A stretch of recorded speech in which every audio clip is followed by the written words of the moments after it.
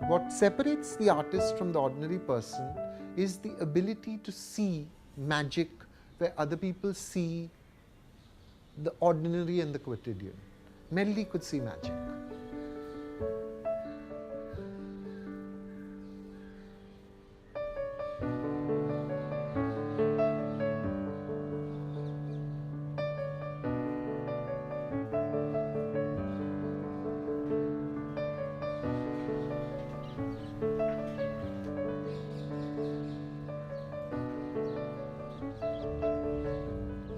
I remember talking to Mehlli about installation art once, and he said, "What's new about installation art?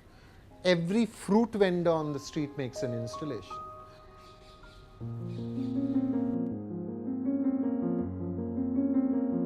Actually, I was thinking, yeah, installations.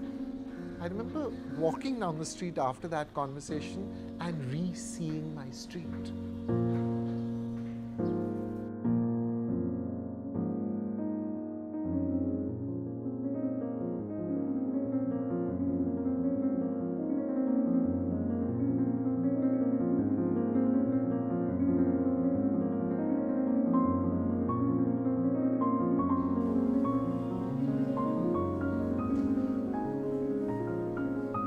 So I remember days when I would come into the studio and there would be a canvas hanging on the wall, ready and not worked on. Because Mehlli knew the first line is the first commitment. And he would stick a black thread onto the canvas and just wait.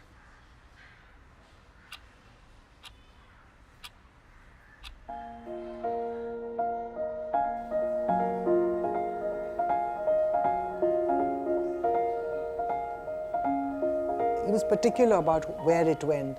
So he was always like, you know, who's in Gujarati, he would say, "Kone lidhu? Kahan gayu? Will they look after my work?" It was really like lots of questions, you know. And I remember somebody coming in and looking and opening the door and like saying, "Oh, exhibition pe brown paper lagaya, you haven't taken off the paper off the thing." And we were like really horrified, you know, what the hell. And when he came, I was young, I guess, and I was kind of with trepidation told him that this is what somebody said, and he just laughed.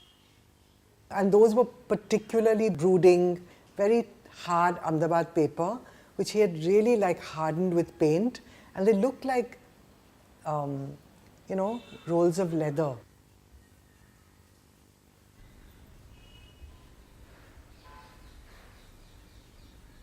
He rarely uses the brush besides just giving an overall wash. So really what he's doing is taking powdered color, he's taking zinc powder, etc. He's taking graphite powder and he's rubbing it with his hand or through a rag into the paper, you know. Is it a burnt sienna? Is it a Vandy brown? You don't know how to exactly pin down that color. Once he's created these incised lines, he then works the color up as a dramatic counterpoint. And then when the color gets up to a certain point, line once again pervades.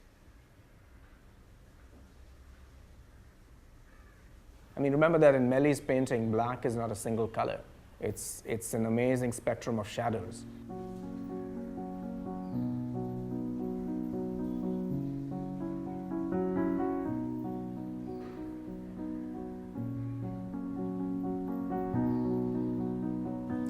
I've known Mehlli for 30 years now, and in the course of that time, I've known him as a collector of a whole range of different kinds of artifacts. But what interests me about his collecting practice is the way in which he reaches out to things that move him at some deep intuitive level.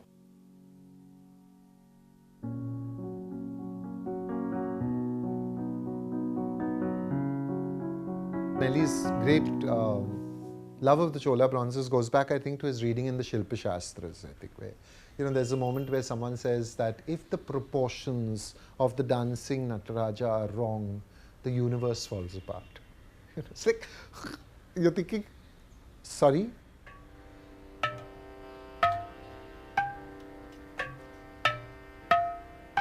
So the idea of the sacred geometry of the Chola bronze then became kind of like an idée fixe, you know, a deep fascination with how understanding the geometry of the proportions of a Chola bronze is a way of understanding the world.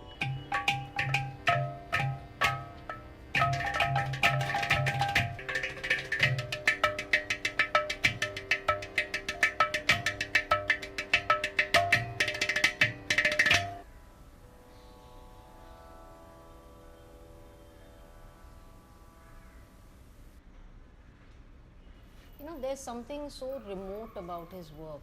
It is there distant, and then when you just kind of spend a few minutes in front of it, it takes you in a different space altogether. You know, it's just reduced to its essentials. You know, I think it almost feels like it's always been there. In so many artists, like sometimes you feel, oh, what a beautiful story you're seeing in front of you. And here it's like, what a beautiful painting. It's just for the sake of painting, you know. Each time I come into the presence of Mehlli Gobhai, it has changed because I have changed. So in some senses, it's like a painted mirror of each viewer.